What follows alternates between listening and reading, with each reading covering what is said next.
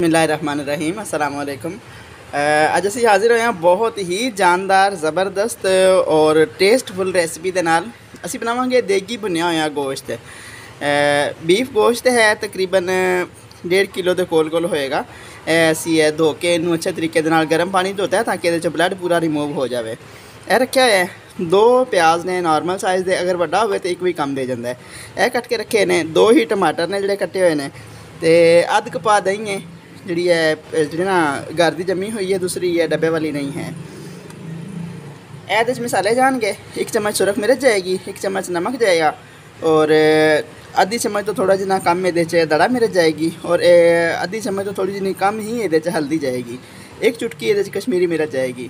तो काली मिर्च और गर्म मसाला असी बाद ऐड करांगे जिस टाइम रेडी हो जाएगा खाना ना, बिल्कुल पकन के कोल आ जाएगा उस टाइम। ये खड़े मसाले ने, ये असी हुण ये नाल ही ऐड कर देंगे। तो यह देसी लसन है जिन्हों असी कुंडी डंडे दे विच कुटांगे, बाज़ार का नहीं है, तैयार किया होया। तो यह हरिया मिर्चां ने जिहड़ियां असी सुरख मिर्च कम पाई है, तो बाद चो असी इहदे नाल जिहड़ा ना उहदी मिकदार पूरी करांगे। नाल ना रहो जे बहुत ज़बरदस्त चीज़ बनने वाली है और बहुत टेस्टी और इंतहाई ईजी, क्योंकि असी कुकर दे विच पकान लगे ना, हांडी च पकाइए फिर लेट हो जाती है। ऐसी कुकर चढ़ा दिता चुल्हे के उपर, तो ये असी आधा चमचा घी ऐड करांगे, क्योंकि ना बीफ दे विच अपनी चकनाई काफ़ी होंदी है, वो टोटली रिमूव नहीं की जाती, वरना उन्होंने बजुर्गों की जबान से कहा जाता है कि रुखा गोश्त है, बिल्कुल खाने के काबिल नहीं है। तो इस वास्ते असी चर्बी की मिकदार जी ना टोटली ख़त्म नहीं की, वो कुछ हद तक रखी है। नाल घी गर्म हो गया ना, तो हुण असी ये 2 मोटियां इलाचियाँ ऐड करांगे और बादियान के फुल ने छोटी छोटी 2 कलियां इहदियां यह जाणगियां और 4 के इहदे लौंग जाणगे और 1 टुकड़ा ये दालचीनी का जाएगा। दालचीनी ज़्यादा नहीं ऐड करनी, वरना इसका टेस्ट है ना बहुत तेज़ हो जाता है। तो ये नाल ही असी प्याज ऐड कर देंगे ताकि ना ये भी फ्राई हो जान। तो प्याज बहुत ज़्यादा ब्राउन नहीं करने, बिल्कुल लाइट जहा ब्राउन करने ने। माड़ा जहा कलर चेंज होएगा तो असी लसन अदरक ना ऐड कर देंगे।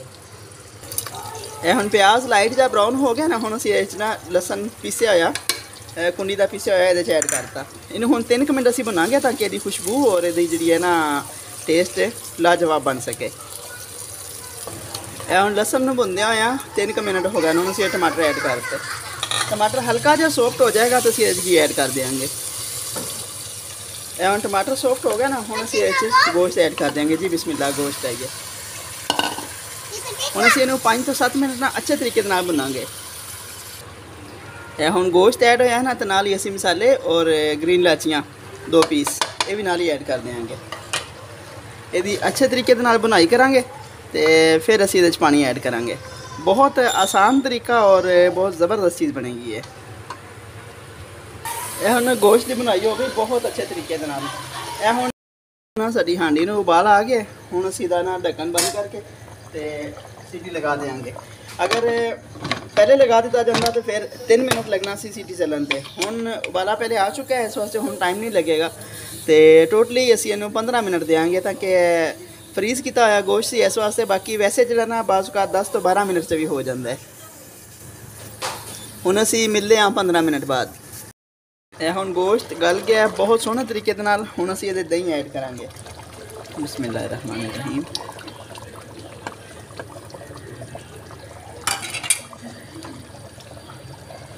और 1 चुटकी ये काली मिर्च जाएगी और 1 चम्मच ये गर्म मसाला घर का तैयार किया यह जाएगा। यह हुण दही ऐड करन तो बाद दोबारा बनाई यदि कंप्लीट हो गई। तो हुण इस स्टेज पर असी ये हरिया मिर्चां 4 तो 5 ऐड कर देंगे और नींबू का पानी, 1 नींबू का पानी असी निचोड़ के रखा है ये ऐड कर देंगे और हरा धनिया वो ये ऐड कर देंगे। बिस्मिल्लाहिर्रहमानिर्रहीम। तो जी हुण असी फ्लेम ऑफ करन लगे हैं तो तुहानूं डिश आउट करके दिखाते हैं।